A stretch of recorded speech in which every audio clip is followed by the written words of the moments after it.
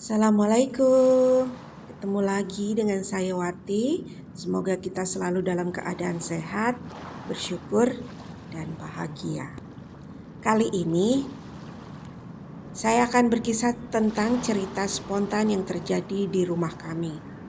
Bukan artis, bukan tokoh masyarakat, bukan orang terkenal. Kok berkisah?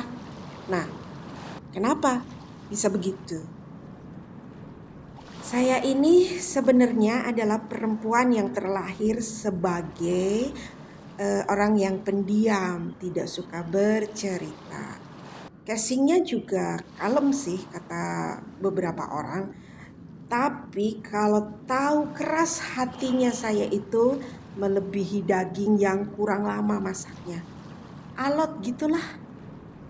Untuk orang yang pintar menilai kepribadian seseorang, mereka akan tahu kalau saya keras hati itu lebih karena sifat saya yang manja, egois, dan menang sendiri.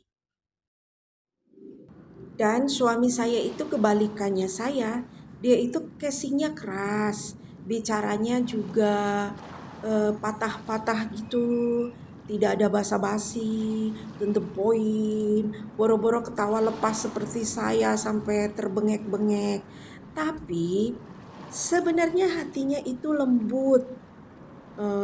Dia bersedia minta maaf, dia bersedia dan mudah sekali mengatakan, "Siap, aku salah." Itu adalah hal yang biasa buat dia. Sementara saya, biarpun sudah menyadari saya salah, tapi kalau suruh minta maaf, saya lebih baik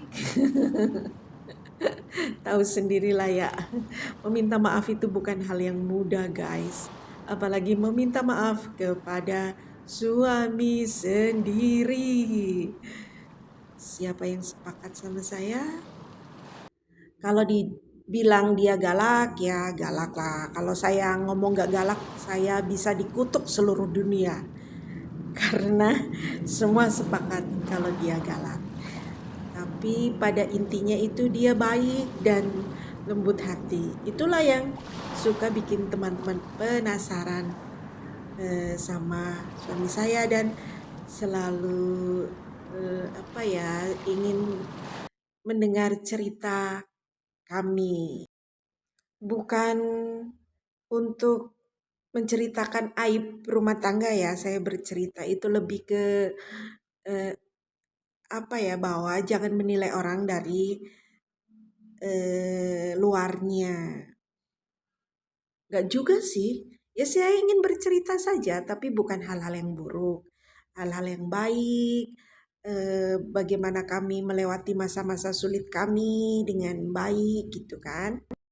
Masa sulit seperti apa? Ya banyak lah, karena kalau dibilang kami menikah karena cinta, saya pikir kita bohong ya.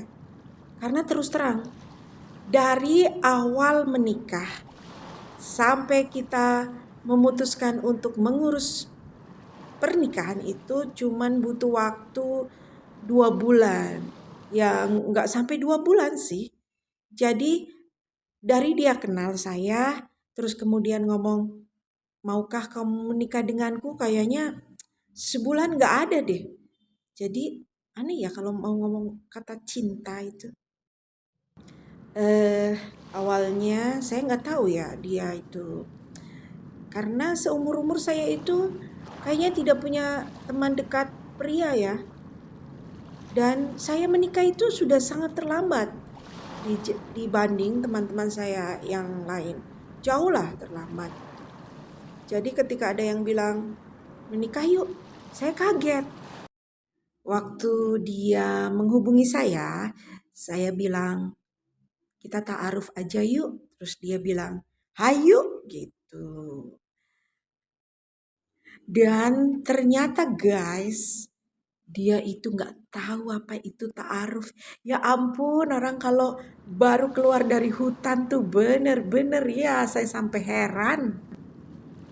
Tapi alhamdulillah, karena niat baik kita, saya bilang Semua dimudahkan sama Allah.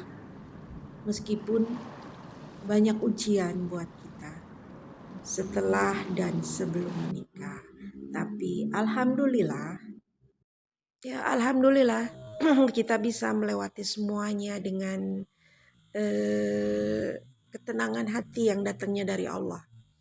Dan aduh, saya sudah mulai bingung harus bercerita apa. Jadi besok kita lanjut lagi cerita-cerita kami yang spontan ini. Terima kasih sudah mendengar. Terima kasih banyak. Semoga kita tetap jadi teman, tetap jadi saudara, dan bye-bye.